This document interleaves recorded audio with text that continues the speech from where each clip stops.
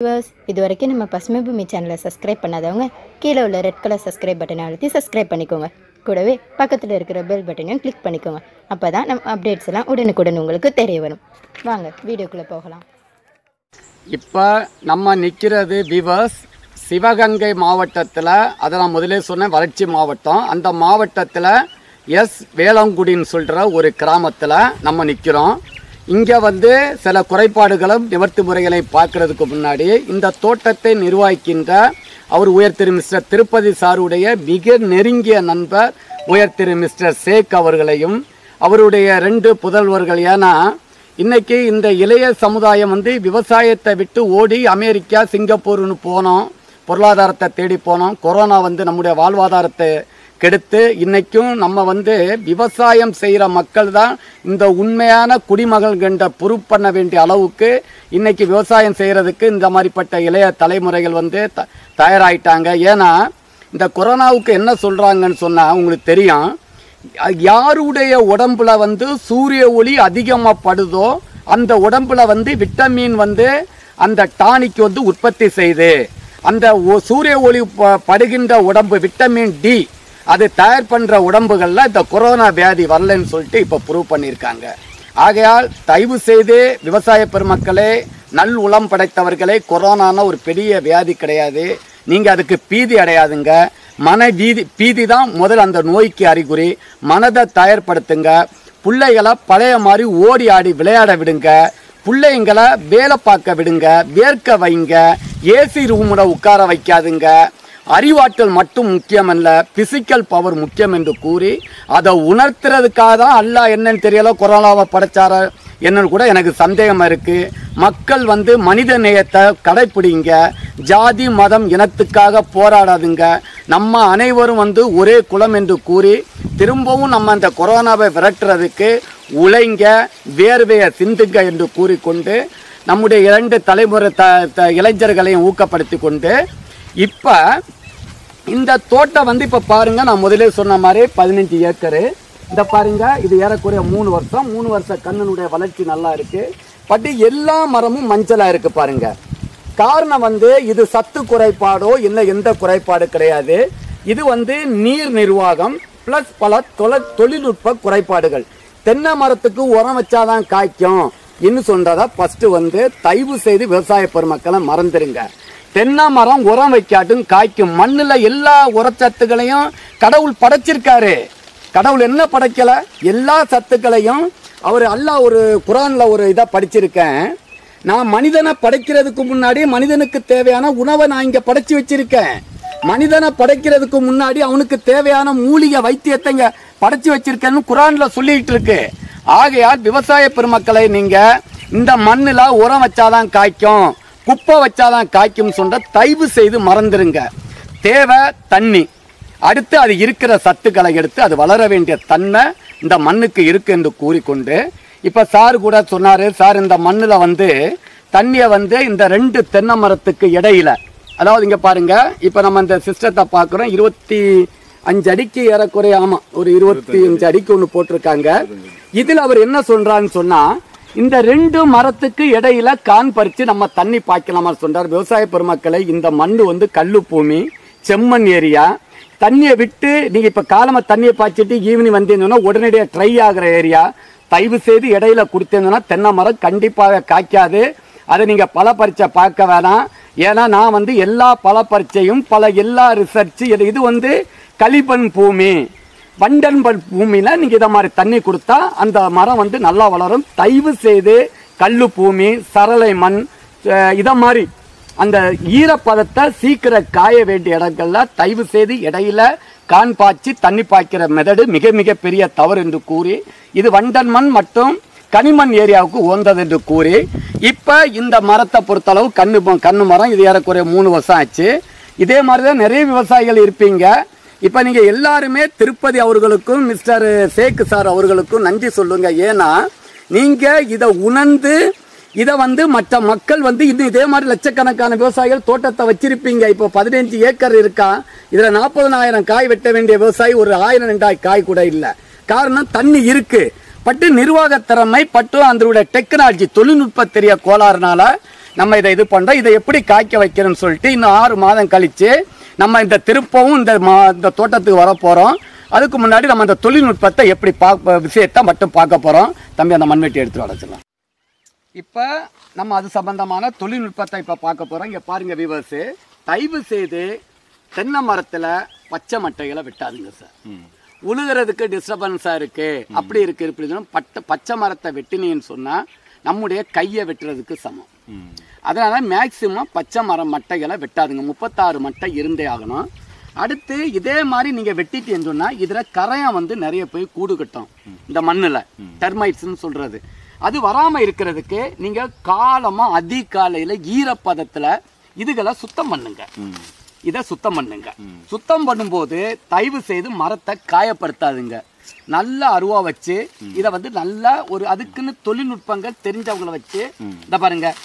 இதே மாதிரி இப்போ எப்படி இருக்கு பார்க்கறதுக்கு. ஃபஸ்ட்டு ஒரு தோட்டம்னு சொன்னால் அந்த தோட்டத்தை பார்க்கறதுக்கு நமக்கு ஒரு ஆர்வம் வரணும். நம்மளாம் அந்த தோட்டம் நம்மளை இழுக்கணும். ஏன்டா அந்த தோட்டத்துக்குள்ளே போகிறோம், அது காடாக கிடக்குது, பூச்சி கிடக்குது, அதை மாதிரி என்ன இருக்கக்கூடாது. ரெண்டாவது, நிறைய விவசாயிகள் என்ன செய்கிறீங்கன்னு சொன்னால், சார் நீங்கள் நீட்டாக இருக்கணும், தோட்டம் கிளீனாக இருக்குன்னு சொல்கிறதுக்காக நான் உழுதுகிட்டு சுத்தப்படுத்தி ஒரு தோட்டத்தில் போயிருந்தேன் சார். அவர் நம்ம முஸ்லீம் தான். இந்த ஊர் திருவரங்குளம் பக்கத்தில் ஒரு 100 ஏக்கரில் 4000-5000 வெட்டிட்டு இருந்தார். இவர் வெளிநாட்டுக்கு போயிட்டார். இவர் என்ன பண்ணார், தோட்டத்தில் 2 குடியை வச்சுக்கிட்டு அதுக்குள்ள மாமரம் இருந்துச்சு. 2 விளக்கு மரம் கொடுத்து டெய்லி கூட்டுறது, சுத்தமாக சொல்லிட்டு. உண்மையிலே நீங்கள் நம்புங்க, 3000-5000 தோட்டத்தில் 1000-500 வந்து காய் சிறுத்துருச்சு. எனக்கு வெளிநாட்டிலிருந்து ஃபோன் பண்ணி, சார் என்ன சார் இதை மாதிரி உரம் வச்சேன், குப்பை வச்சேன், சாணி வச்சேன், 4000-5000 காய் கட்டிருந்து மரம் சுத்தமாக காய்ப்பை எல்லாம் குறும்பரம்னு பார்த்தா டெய்லி 2 பேர் கூட்டிகிட்டு இருக்காங்க. அதாவது கூட்டும் போது என்ன ஆகுன்னு சொன்னால், ஒரு மண்ணினுடைய வளம், மண்ணினுடைய களைகளும் நுண்ணுயிர்களும் மண்புழுக்களும் தான் சார்ந்தது. நீங்கள் களைகள் இருந்துச்சுன்னு சொன்னால் சூரிய ஒளி வந்து மண்ணில் இப்போ ஒன்றும் இல்லை. இந்த மரத்தில் இப்போ வெயில் வந்து ஏறக்குறைய 12 மணி நேரத்தை இருக்கிறோம், வெயில் அடிக்குது சிவகங்கை மாவட்டம். இந்த வெயிலில் நிற்கிறதுக்கு நிழலில் நிற்கிறதுக்கு நமக்கு வித்தியாசம் இருக்கா இல்லையா? ஏன் கொடை பிடிக்கிறோம்? அதே மாதிரி தான் கடவுள் எதுக்கு கலையை படைச்சிருக்காருன்னு சொல்ல, நமக்கு எப்படி கொடை பிடிக்கிறோமோ அந்த கொடையா அந்த களை தாங்கி மண்ணினுடைய சூரிய ஒளியை, அதனால தான் கலையை கடவுள் வந்து பச்சையாக படைச்சிருக்காரு.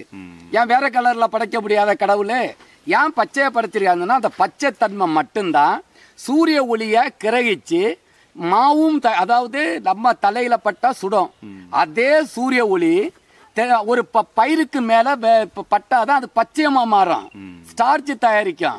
அப்போ சூரிய ஒளி பட வேண்டிய இடத்துல பட்டாதான் அது நமக்கு அது வந்து மாவு பொருளாக மாறும்.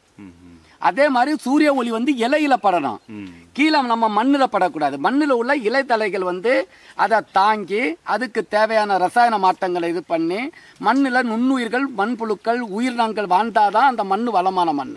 அப்போதான் அந்த மண் ஈரப்பதம் பாதுகாக்கப்படும். நீங்கள் ஒன்றும் இல்லை, இப்போ இந்த பாருங்க, ஒன்றும் இல்லை, இந்த பாருங்க பக்கத்தில் புல்லு போட்டிருக்கீங்க சார். அந்த மரம், அந்த இடத்துல உள்ள மரம் பச்சையா இருக்கு, பாத்தீங்களா இல்லையா? தெரியுதா இல்லையா சார்? வளர்ச்சியில வித்தியாசம் தெரியுதா இல்லையா? கீழே என்னன்னு சொன்னா அந்த மாட்டு தீவன புல்லு, அந்த மாட்டு தீவன புல்லு போடும்போது என்ன ஆகுன்னு சொன்னா, அந்த சூரிய ஒளி நேரம் மண்ணுல படாம அந்த இலதலையில பட்டு அந்த மாட்டுக்கு தேவையான தீவன புல்லு கிடைக்குது, அந்த மரமும் ஆரோக்கியமா இருக்கு. தெரியுதா இல்லையா? காமிக்க தம்பி, மரம் பழுப்பா இருக்கு பாருங்க, தெரியுதா சார்? அது பச்சையா இருக்குன்னா இதுதான் காரணம். சூரிய ஒளி எப்போதுமே நம்முடைய மண்ணுல படவே கூடாது. அது தென்னை மரத்துல ஓலையில படணும்.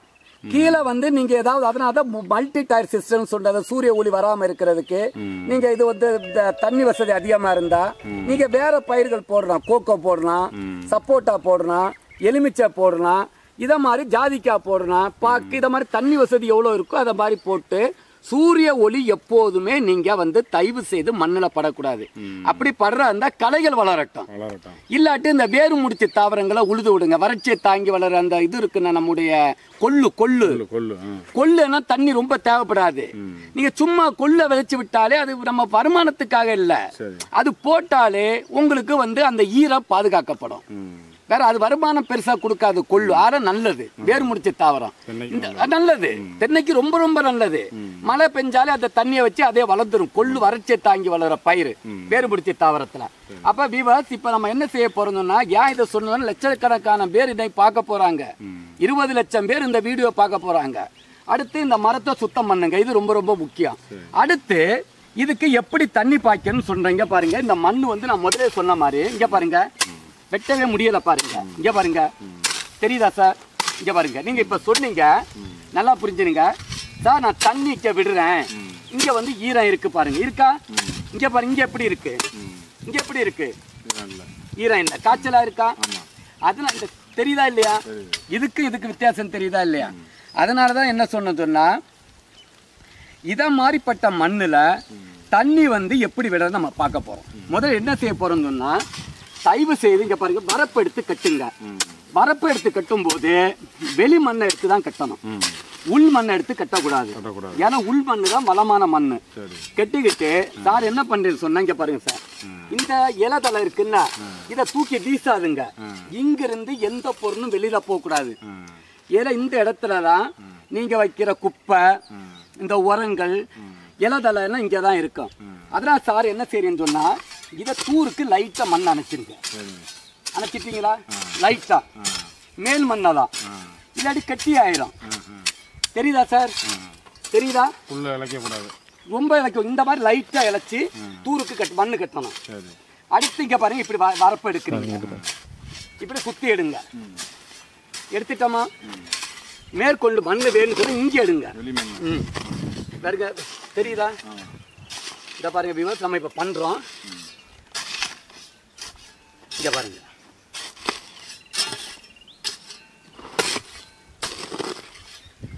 பரப்பு கனமா கட்டிட்டோம். இப்ப பள்ளம் ஆயிடுச்சா? இதுக்குள்ள நீங்க என்ன பண்ணன்னு சொன்னா, இப்ப நமக்கு பிரச்சனை தண்ணி பாய்க்கிற பிரச்சனை இல்லை, அந்த தண்ணியை பாதுகாக்கணும். சூரிய ஒளி வந்து இருக்கிற தண்ணியை அது எடுத்துட்டு போக கூடாது, மரத்துக்கு சேரணும். அப்ப என்ன செய்றீங்கன்னு சொன்னா, இந்த மண்ணு செம்மண், இது ரெட் சாயில் சொல்றது. இந்த மண்ணுல வந்து எல்லா சத்துக்களும் இருக்கு. இப்ப சார் நீங்க என்ன செய்றீங்கன்னு சொன்னா, இதே மாதிரி இப்ப பாத்திட்டு எடுத்தாச்சா, இதே மாதிரி சுத்தி எடுங்க, முழு வட்டம் எடுத்துக்கிட்டு நீங்க இதுல செய்ய வேண்டிய என்னன்னு சொன்னா, தயவு செய்து புரிஞ்சிருக்க, இதுல செய்ய வேண்டியது வண்டல் மண் இருக்குன்னு, இந்த குளத்துல கரம்ப மண்ணு சேடை மாதிரி இருக்கும், அதுகளை ஒரு மாட்டு வண்டி இதுல கொட்டுங்க. ஒரு மாட்டு வண்டியை சுத்தி இதுக்குள்ள கொட்டிக்கிட்டு, ஒரு மரத்துக்கு ஒரு மாட்டு வண்டியை கொட்டிக்கிட்டு இதுல குழி எடுத்துருங்க லைட்டா. இந்த வேணா ஆழப்படுத்துங்க. இங்க இந்த வெளிமண்ணை எடுத்து வெளில கொண்டு போயிடாதுங்க, அதை தூருக்கே அணைங்க. இதுல ஆழப்படுத்திக்கிட்டு ஒரு வண்டல் மண், ஒரு லோடு வந்து வண்டல் மண்ணை கொட்டிருங்க. கொட்டிக்கிட்டு அதுக்குள்ள என்ன செய்யணும்னா, தட்டைப்பயிரை போட்டு விட்டுருங்க. தட்டைப்பயிறு, இந்த வேறு முடிச்சு தாவரம். தட்டைப்பயிர் இல்லாட்டு இது போடுங்க, அந்த பீஜன்பின்னு சொல்லுவோம், தோரை. தட்டைப்பயிறு அல்லது தோரை, இல்லாட்டு நாட்டு மொச்சை. எது? தட்டைப்பயிறு அல்லது தோரை, இல்லாட்டு நாட்டு மொச்சை. இதை வந்து இதுக்குள்ள விதைச்சு விட்டுருங்க. விதைச்சு விட்டுக்கிட்டு உங்ககிட்ட இருக்கிற தண்ணி மாதத்துக்கு ஒரு தண்ணி வந்தா போதும். நீங்க இப்ப வாரத்துக்கு எத்தனை தண்ணி பாய்க்கணும்? ஒரு தண்ணி வருது, ஒரு வாரத்துக்கு ஒரு தண்ணியே வேணாம், மாதத்துக்கு ஒரு தண்ணி கொடுங்க. அந்த தட்டைப்பயிறு இதுல விழுந்து இலதலையெல்லாம் மக்கி உரமா மாறி அந்த தட்டைப்பயிறு வேர் முடிச்சு தாவரம், அது வெளியில இருக்கிற நைட்ரஜனை கிரகிச்சு அது உற்பத்தி செய்யும், உரத்தை இந்த தாவரத்துக்கு கொடுத்து. இத பாருங்க, பழுப்பா இருக்கு பாருங்க, மட்டை குளோரிசிஸா இருக்கா? இத படிச்சவன் என்ன சொல்லுவான்னு சொன்னா, சத்து குறைபாடுன்னு. படிச்ச பயிர்களுக்கு என்ன நிறைய விஷயங்கள் தெரியாது, அனுபவம் தான் வாழ்க்கை. இது காரணம் வந்து சத்து குறைபாடுன்னு சொல்லுவான். இதெல்லாம் கிடையாது. இது காரணம் வந்து தண்ணி பாய்க்கிறது எப்போது முக்கியம். அதாவது நீங்க பணம் 1 லட்சம் 2 லட்சம் சம்பாதிக்கிறது முக்கியம் இல்ல, அதை எவ்வளவு நீங்க சேஃப்டி பண்றீங்க, எவ்வளவு செலவு பண்றீங்க, எவ்வளவு சந்தோஷம் கிடைக்கிறதா முக்கியம். அதே மாதிரி தண்ணி பாய்க்கிறது முக்கியம் இல்ல, ஈரப்பதத்தை பாதுகாக்கணும். சூரிய ஒளிந்து யோப்போ டிரான்ஸ்பர் ஆவி ஆகிறத குறைக்கணும். அப்ப இந்த இலதலை என்ன செய்யும் சொன்னா, இந்த சூரிய ஒளிய உஷ்ணத்தை குறைச்சி குளிர்ச்சியை கொடுத்து. இந்த இதுல வந்து சார், இந்த கரூர் மாவட்டத்துல குளித்தலை பக்கத்துல ஒரு கிராமம், இதே கிராமம் சார், இதை விடவும் மோசமானது கல்லுப்பூமி. என்னுடைய குட்டை நெட்டை சிரஞ்சீவி போட்டு கரெக்டா 19 மாதம் பாலை வந்துச்சு. வறட்சி பூமி, தென்னையே வராதுன்னு சொன்ன இடத்துல தென்னையை வளர்த்து கொடுத்தேன். என்ன பண்ணது இதே கான்செப்ட் தான். அந்த குளத்து வண்டல் மண் போட்டு தட்டப்பயிரை போட்டு மரம் பச்சை பச்சை பச்சை பச்சைன்னு இருக்கு. நீங்க அவசியம் பாருங்க. அதை நான் வீடியோல கூட போட்டுருக்கேன் பசுமை பூமியில. ஒரு இப்ப 135 சொன்னா ஒரு 25-26 வீடியோல நான் போட்டுருக்கேன் சம்பந்தமா. அதனால தண்ணி இருக்கிறத வச்சு நம்மகிட்ட எவ்வளவு பொருளாதாரம் இருக்கு, நம்மகிட்ட எவ்வளவு தண்ணி இருக்கு, அந்த தண்ணியை சிக்கனப்படுத்துங்க, ஆவி ஆகிறத குறைங்க. அப்ப பண்ணின்னு சொன்னா அந்த மரம் வந்து ஆரோக்கியமா காய்க்கும். அப்புறம் நீங்க இந்த குதையெல்லாம் போட்டுக்கிட்டு இந்த வண்டல் மண்ணை போட்டு வெளி மண்ணை எடுத்து வரப்பு கட்டிக்கிட்டு முதல் கொடுத்துக்கிட்டு அதுக்கப்புறம் நான் சொல்ல மாதிரி ஏதாவது வேறு முடிச்சு தாவரத்தையும் போட்டுட்டு கெமிக்கல் ஃபெர்டிலைசர் இதுக்கு நீங்க ரொம்ப கொடுக்க வேணாம். இதுக்கு நீங்க கொடுக்க வேண்டியது வருஷத்துக்கு 2 கிலோ உப்பு கொடுங்க. உப்பு, சோத்து உப்பு கொடுத்துக்கிட்டு நம்மட பசுமை பூமியில கற்பக ஆர்கானிக் கலப்போரம்னு ஒண்ணு இருக்கு.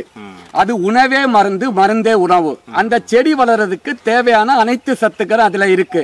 தலைச்சத்து, மணிச்சத்து, பொட்டாஸ் சத்து, நுண்ணூட்ட சத்து, வேப்ப முன்னாக்கு, பூச்சி நோயை கட்டுப்பாடு. அதாவது உணவே மருந்து, மருந்தே உணவு. அதை நீங்க ஒவ்வொரு 6 மாதத்துக்கு ஒருக்கா ஒரு 2 கிலோ தண்ணி, குழியெல்லாம் வெட்ட வேண்டியது இல்ல, குழியெல்லாம் வெட்டக்கூடாது. தண்ணி பாயும் போது நீங்க அந்த ஈரப்பதத்துல போட்டேன்னு சொன்னா அதே கரைஞ்சி உரமா மாறி இந்த பழுப்பு தன்மை கண்டிப்பாக 3 மாதத்துல மாறும். மாறி பச்சையா கொடுக்கும். எப்போதுமே நல்லா புரிஞ்சிருங்க சார், ஒரு தென்னை மரத்துல வந்து ஒரு ப்ராசஸ நீங்க கண்டினியூஸா பண்ணணும். நான் சொன்னதுக்காக இன்னைக்கு பண்ணிக்கிட்டு அதுக்கப்புறம் விட்டு, ஏன்னா ஒரு தென்னை மரம் வந்து உரம் வச்சு குப்பை கொடுத்து பச்சையா மாறதுக்கு 3 மாதம், பாலை தள்ளுறதுக்கு 6 மாதம், 6 மூது 9, ஏறக்குறைய 1 வருஷம் போயிடும். அப்புறம் அது பாலை விட்டு தேங்காய் வெட்டுறதுக்கு 1 வருஷம், அப்ப 2 வருஷம், 24 மாதம். இந்த 24 மாதமும் இந்த ப்ராசஸ் வந்து கண்டினியூஸா நடக்கணும். எங்கேயாவது இடத்துல நீங்க பிரேக் ஆயிட்டீன்னு சொன்னா திரும்பவும் அந்த மரம் மாதிரி மற்ற பயிர்களை மாதிரி தென்னை மரம் காய்க்காது. ஏன்னா தென்னை மரமும் அரசாங்க ஊழியர் 2 ஒண்ணு. தென்னை மரமும் மாதத்துக்கு ஒரு வருமானம் கொடுக்கும், அரசாங்க ஊழியர்களுக்கும் மாதத்துக்கு ஒரு தடவை வருமானம் வரும். நம்மள மாதிரி பிரைவேட்ல தொழில் செய்யறவங்க நம்ம வந்து அன்னன்னைக்கு கஷ்டப்பட்டு உழைச்சாதான் நமக்கு வருமானம் வரும். அப்ப தென்னை மரம் வந்து ஒரு பணம் காய்க்கும் மரம். எப்ப பணம் காய்க்கும் சொன்னா 12 பாலை வரும், 12 மட்டை வரும். அது உயர்ந்த ரகத்துல 18 பாலை வரும், மட்டை வரும். அப்ப இதெல்லாம் நம்முடைய பராமரிப்பு, நீர் இருக்கிற நீரை சிக்கனமா அந்த ஓப்போ டிரான்ஸ்பிரேஷனை குறைச்சு அந்த மண்ணுல வந்து கீழவும் ரொம்ப போகக்கூடாது தண்ணி. ஏன்னா தென்னை மரத்தோட வேர் வந்து ஆணி வேர் கிடையாது, ஜல்லி வேறு. தென்னை மரத்தை சுத்தி ஒரு 5 அடி அகலத்துக்குள்ளேதான் அதோட வேர்கள் அதிகமா இருக்கும். அப்புறம் கீழே போற வேரும் அங்கிட்டு போற வேரும் வந்து ரொம்ப கிடையாது. எங்களுடைய ஆராய்ச்சியில தென்னை மரத்துல ஒரு ஏறக்குறைய ஆரோக்கியமான மரத்துல 10,000 வேர் இருக்குன்னு வைங்களாம். அதுல வந்து ஒரு 8,000-9,000 வேரு 2 அடி ஆழத்துக்குள்ள தூர்ல இருந்து 1 அடி to 1.5 அடிக்குள்ள ஏறக்குறைய ஒரு 10,000 வேரத்துல 5,000-6,000 வேர் போகுது. இந்த 1 அடி to 2 அடிக்குள்ள மீதி வேறு போகுது. மீதி வந்து கீழே போற வேறு 100க்கு 1-2 வேறு தான். அதனாலதான் தென்னை மரம் வந்து வறட்சியும் தாங்காது, புயலையும் தாங்காது. வறட்சியும் தாங்காது, புயல காரணம் வந்து அது ஆணி வேர் கிடையாது, ஜல்லி வேறு. கீழையும் போகாது, எல்லாமே 1 அடிக்கு கீழே பரவலா போறது. ஒரு ஆமா கீழே வந்து இப்படி கரிசாண்டல் போஸ்டர் வெட்டிக்கலா போகாது. அத மாதிரி நீங்க இதை பண்ணிட்டேன்னு சொன்னா இந்த தென்னந்தோப்பும் வறட்சியான பூமியிலையும் நம்ம வந்து மிகப்பெரிய ஒரு வருமானத்தை எடுக்கலாம் என்று கூறி நம்ம இப்ப அடுத்த கட்டத்துக்கு மூவ் பண்றோம். இப்ப இது உங்களுக்கு புரிஞ்சிச்சுன்னா, அதாவது பாத்தி போடுறோம், இந்த மரத்தை சுத்தம் பண்றோம், அதுக்கடுத்து மரத்தை காயப்படுத்த கூடாது. நான் கொடுக்குற உரத்தை போட சொல்லிடுறேன். கற்பக ஆர்கானிக் கலப்போறோம், வருஷத்துக்கு 5 கிலோ. அதை நீங்க 6 மாதத்துக்கு ஒருக்காவோ இல்ல 4 மாதத்துக்கு ஒருக்காவோ பிரிச்சு கொடுங்க. குழி வெட்டி போடக்கூடாது. அதாவது குழி வெட்டி வைக்கிற மெதடு டோட்டலி தவறு. ஒரு விவசாயி என்கிட்ட கேட்குறாங்க, ஏன் சார் தென்னை மரத்துல வேறு வெட்டுப்பட்டாதானே அந்த சத்துக்களை வேகமா இழுக்குன்னு கேட்டு சொன்னாரு. இப்ப தென்னை மரத்துடைய வேர்கள் இப்படி இருக்கு சார். இந்த தென்னை மரத்தினுடைய வேர்கள் வந்து முதல் வந்து பெரிய வேர் இருக்கும், அதுக்கு அடுத்து 2ஆம் நிலை வேர்கள் இருக்கும், அடுத்து 3ஆம் நிலை வேர்கள் இருக்கும். 3ஆம் நிலை வேர்கள் தான் ஜல்லி வேர்னு சொல்றது, ரூட்லெட்ஸ் சொல்லுவான். அது எடுத்து 2ஆம் நிலை வேருக்கு அனுப்போம். 2ஆம் நிலை வேர்ல இருந்து தான் மெயின் ரூட்டுக்கு வந்து தாவரத்துக்கு போவோம். அப்ப நம்ம விரலை வெட்டுறா என்ன ஆகும்? அதே மாதிரி ரத்தம் எப்படி வெளியில வடியுமோ வேர் வெட்டுப்பட்டா வேர்ல இருக்கிற சத்துக்கள் எல்லாம் வெளியில போயிடும். அப்புறம் அந்த வேர்கள் தன்னை பாதுகாக்கிறதுக்கே போராடுமே தவிர இருக்கிற சத்துக்களை எடுக்காது. எப்படி இப்போ நீங்கள் வருஷத்துக்கு 1 300 யூரியா கொடுக்குறீங்க, 2 கிலோ பொட்டாசு, 2 கிலோ சூப்பரை 12ஆல வவுக்குறது. 12ஆல வவுத்தா இப்போ 1 300 யூரியான்னு வைங்க. 1 கிலோ யூரியா 1 300 வித்த ஒரு ஏறக்குறைய 100 கிராம், பொட்டாசு ஒரு 200 கிராம், சூப்பர் ஒரு 300 கிராம நீங்கள் சும்மா தண்ணி பாயும் போது மேலோட்டமாக போட்டு விட்டேன்னு சொன்னால் அந்த மரம் ஆரோக்கியமாக காய்க்கும், குறும்பைகள் உதிராது, 12 பாலையும் குறும்பையாக மாறிடும். இது வந்து போசாக்குகளை நீங்கள் 12 மாதத்துக்குள்ள போசாக்குகளை பிரித்து ஒவ்வொரு மாதமும் கொடுக்கறது இன்னும் ஆரோக்கியமாக தென்னை மரம் காய்க்கும் என்று கூறிட்டு நம்ம இப்போ அடுத்த கட்டத்துக்கு மூவ் பண்ணுவோம். இப்போ வியூவர்ஸ், இப்போ இதை பாருங்க, சார் வந்து அவரோட தோட்டத்தில் தான் நிற்கிறோம். இப்போ இங்கே பாருங்க, ட்ரிப்பு முதல் வந்து இந்த ட்ரிப்பு மெத்தடு போட்டிருக்காங்க. இது வந்து அதாவது இந்த வடிவத்தில் கட்டுறது, கட்டி வந்து இது 2 mmல பண்ணி பாயிறது. பட் இதில் என்ன பிரச்சனைன்னு சொன்னால் இந்த சீக்கிரம் வந்து இதில் ஹைட்ரோகுளோரிக் ட்ரீட்மெண்ட் நீங்கள் கொடுத்துக்கிட்டே இருக்கிறது அது அடைக்கும். பட் இது ஓகே தான். பட் இப்போ அதை மாற்றிக்கிட்டு அவங்க வந்து சொட்டு நீர் பாசனத்தில் வந்து 12 mm போட்டிருக்காங்க. இதுவும் முறையாக பண்ணியிருக்காங்க. இதில் ஒன்றும் பிரச்சனை இல்லை. பட் ஒரு காய் கூட இல்லை, ஒரு குறும்பை கூட இல்லை. என்ன காரணம்னு சொன்னால் பார்த்தேன்னு சொன்னால் இப்போ இவங்க என்ன பண்ணியிருக்காங்கன்னு சொன்னால் தண்ணி என்ன வாரத்துக்கு முறையாக பாய்க்கிறாங்க. பட் அந்த ஈரத்தன்மையை பாதுகாக்கலை. இங்கே பாருங்க, நல்லா பார்த்துருங்க, உழுகிறேன்னு சொல்லிட்டு இங்கே பாருங்க வேர்களை அறுத்து விட்டுருக்காங்க. இதை பாருங்க, என்னுடைய கையை வெட்டுற மாதிரி வேர்களை இங்கே பாருங்க அறுத்து விட்டுருக்காங்க. இது வந்து அவங்க செய்கிற மிகப்பெரிய தவறு. ரெண்டாவது இங்கே பாருங்க, இந்த மேல் மண்ணை எடுத்து வறண்டி இங்கே பாருங்க வரப்பு போட்டிருக்காங்க. அதாவது வீட்டில் இருக்கிற பீரோவில் இருக்கிற பணத்தை தூக்கி ரோட்டில் வீசுகிற மாதிரி நீங்கள் வீசிட்டீங்க. மூணாவது என்ன பண்ண, நான் தயவு செய்து சொல்லுவேன் அடிக்கடி, வேரை மறைங்க, வேர் வந்து வெளியில் தெரியக்கூடாது. இந்த மண்ணுகளை வறண்டி இப்படி அணைங்க, இங்கே பாருங்க இப்படி அணைங்க. எனக்கு வரப்பு வெளி மண்ணை எடுத்து கட்டுங்க, மறைக்கணும். இதுக்குள்ள வண்டல் மண்ணை போடுறீங்க, உப்பு போடுறீங்க, நான் கொடுக்குற உரத்தை போடுறீங்க, அடுத்து தட்டைப்பயிர் போட்டு விடுறீங்க. உள்ள நான் முதல்ல சொன்ன மாதிரி கார்க்கிறான் கொள்ளு விதைக்குள்ள 6 மாதம் வெயிட் பண்ணுங்க, எப்படி காய்ச்சுன்னு பாருங்க. இதுதான் மெத்தடு. என்னென்ன சின்ன வழிமுறைகள் தான். ஃபஸ்ட்டு சொட்டு நீர் பாசனத்தை போடுங்க, மண்ணுடைய வளத்தை பாருங்க, பேசினை கட்டுங்க. எக்காரணத்தை கொண்டு இங்கே இருக்கிற மண்ணையோ புல்லை எடுத்து வெளியில் கொண்டு போகாதுங்க. களைகள் நம்முடைய கூட்டு குடும்பத்தில் நம்முடைய பிள்ளைகள் மாதிரி களைகள் வளர்ந்தால் தென்னை மரம் நல்லா காய்க்கும். தோட்டத்தில் உள்ள களைகளை வளருங்க. உங்களுக்கு எப்போ டிஸ்டர்பன்ஸ் இருக்கோ ஆடு மாடுகளை மேய்ங்க. ஏன்னா ஒரு விவசாயம் என்பது தென்னை மரம் மட்டும் இருக்கக்கூடாது, அதில் கால்நடைகள் இருக்கணும், கோழிகள் இருக்கணும். நம்முடைய நன்மார்வர் சொல்கிற மாதிரி பயிர் சுழற்சி முறையில் நம்ம இருக்கணும். அதே மாதிரி மாட்டினுடைய கழிவு இதுக்கு உரமாக மாற்றணும், களைகளை அதுக்கு தீவனமாக மாற்றணும். இதை மாதிரி இன்டகிரேட்டட் ஃபார்மியாக பண்ணுங்க. அதை என்ன நீங்கள் பண்ணிக்கிட்டு தூருக்கு மண்ணணைங்க சார். இது ரொம்ப ரொம்ப முக்கியம் சார். வேற வந்து வெளியில் காய போடக்கூடாது சார். இப்போ நிறைய விவசாயிகள் என்ன கேட்குறீங்கன்னு சொன்னால், சார் வந்து இங்கே பாருங்க குறும்ப பாருங்க எல்லாமே கொட்டுது சார். இங்கே பாருங்க சார், இப்படி இருக்கு, இது என்ன வழி சார்? இதுக்கு டானிக்கு கட்டவா சார்? இது நுண்ணூட்ட வேதனையோட சொல்கிறேன். ஃபஸ்ட்டு தென்னை மரத்தில் வருஷத்துக்கு 12 மட்டை வரும். இந்த 12 மட்டையும் தயவு செய்த வருதுல 12 மட்டையும் தூளாக்கி தென்னை மரத்து தூரில் போடுங்க. அந்த தென்னை மரத்து தூரில் போடும்போது 1 கிலோ தென்னை நார் 5 லிட்டர் தண்ணியை வாங்கி வைக்கும். எத்தனை லிட்டரு? 5 லிட்டரு. அப்போ வருஷத்துக்கு ஒரு மரத்தில் 12 மட்டை, ஒரு மட்டை 8 கிலோ வைங்க. 12 மட்டைக்கு 100 கிலோ, 100 × 5 500 லிட்டர் தண்ணியை இந்த வேஸ்ட்டுகள் வந்து தாங்கி வைக்கும். நல்லா புரிஞ்சிருங்க. இது உங்களுக்கு இல்லை, உங்கள் வாயிலாக மற்ற விவசாய பெருமக்கள் இனியாவது பசுமை பூமி வேத நூல் சொல்கிறது உண்மைன்னு சொல்லி அவங்க நம்பணும். இதுதான் உண்மை. 12 மட்டையை அரைச்சி தூளாக போட்டு உள்ளே போட்டுருங்க. அது ஒன்றில் வாடகைக்காவது எடுத்துருங்க. ஒரு மணிக்கூருக்கு 500 ரூபா 1000 ரூபா கேட்பான், கொடுத்துருங்க, தப்பே கிடையாது. சார் கேட்டீங்க குப்பை சாணி வச்சா குடும்ப உதிரான்னு. தயவு செய்து சார், ஃபஸ்ட்டு மரத்தினுடைய ஆரோக்கியத்தை முடிவு பண்ணுறது நீங்கள் ஒடுக்கிற குப்பையோ உரமோ கிடையாது. ஈரப்பதத்தை பாதுகாக்கணும்.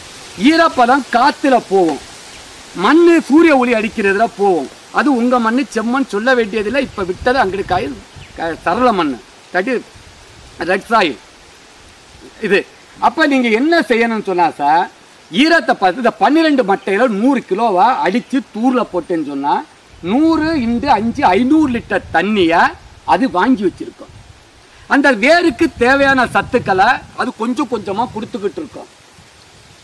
அப்போ அந்த மரம் வந்து ஆரோக்கியமாக குறும்பைகள் உதிராது, வார குறும்பைகள் தேங்காயாக மாறிடும், சைஸு பெருசாக வரும், பருப்படுத்தி எண்ணெய் சத்து இதெல்லாம் கிடைக்கும்.